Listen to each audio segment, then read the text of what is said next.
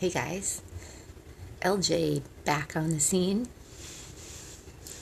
and here in my Long Beach studio, which I love so much. So thankful. It's a beautiful cloudy sky day here in the LBC. And yeah, I want to talk about this kind of wild concept I realized. I love the way the wording came together when I was just out on a walk, that we can start to realize that when we follow the good idea, we're actually realizing that we're following, if we like this wording, following the God within. And then how does this relate to yoga and meditation? I'm so glad you asked. Yes, we can start to realize that in these tuning practices of all sorts that are all about connection, yes, you see where this is going. Connection with what, you might ask? Well, at the deepest levels, at the mystical, cosmic, spiritual levels, we can see that these practices are about connecting, union with that aspect of us, of life around us. So, heck yeah, our spiritual self, that God within. We could also call it intuition, as part of how we're hearing from God or Spirit or the universe.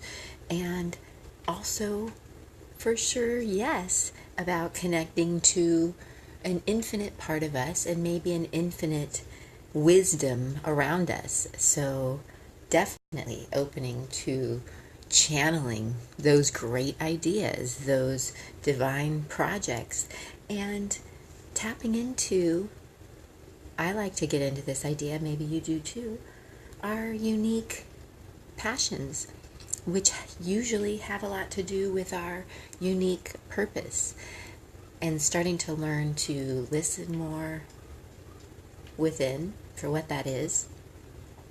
And I'm realizing it often is going to come through probably in response to some contrast in life or something that we're feeling about in the world that we might even see around us. Maybe part of what's going to bring us clear on what is our passion. What are we passionate about in this life, in this world, for ourselves, for our fellow humans, for the planet? And that does seem to always correlate and correspond with what our purpose is, if you like that word too.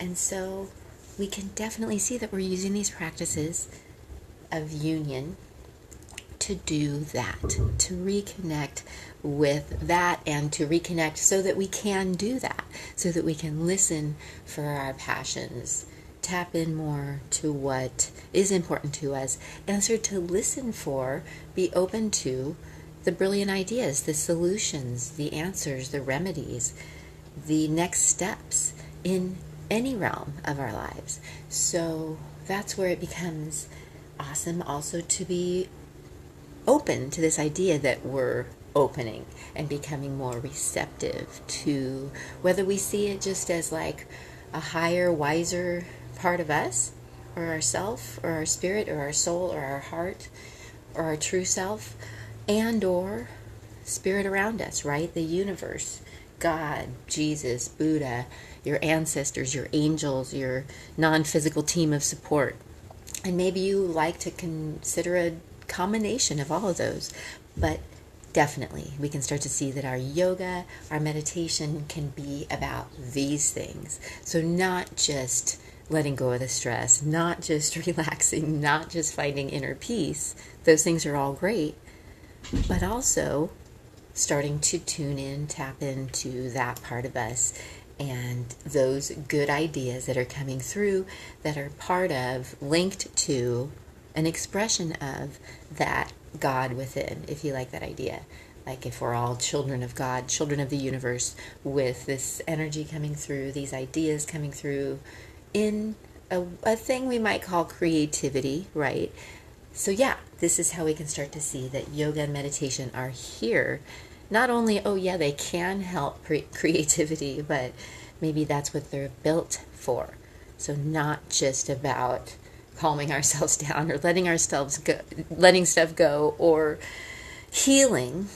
Yes, all those are important too, and yes, probably doing all those things to help ourselves start to tap in, tune in more to what's behind that stuff, right? Or what's on the other side of what we need to heal and let go of. And yeah, so I'm excited to realize for myself and to share with you how our practices, whether it's time in the journal, taking that walk in nature, the time on the mat, the ways we use our breath, all the ways that we can handle our mind in a more meditative yoga way, right? Including more quiet, more listening, more redirecting, reading our feelings more as guidance, right?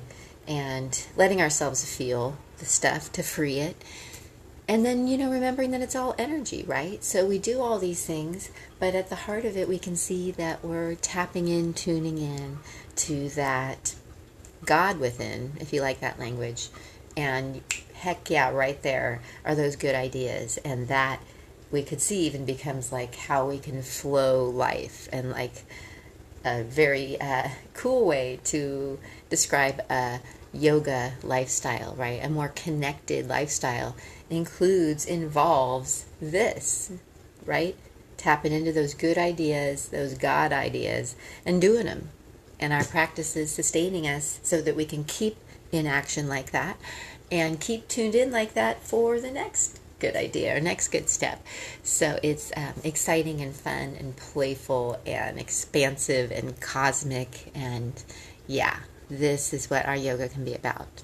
So yeah, you can do it in a downward dog for sure, and that's where you can start to see that anything, even any exercise, can be a form of yoga, and it's about that awareness and that listening that you're doing on a big level, much less the transforming and the transmuting of the energy, and even raising of the frequency so that you're even on a different frequency for the ideas that flow there too, so you can play with that awareness as well. So yeah, let's do it.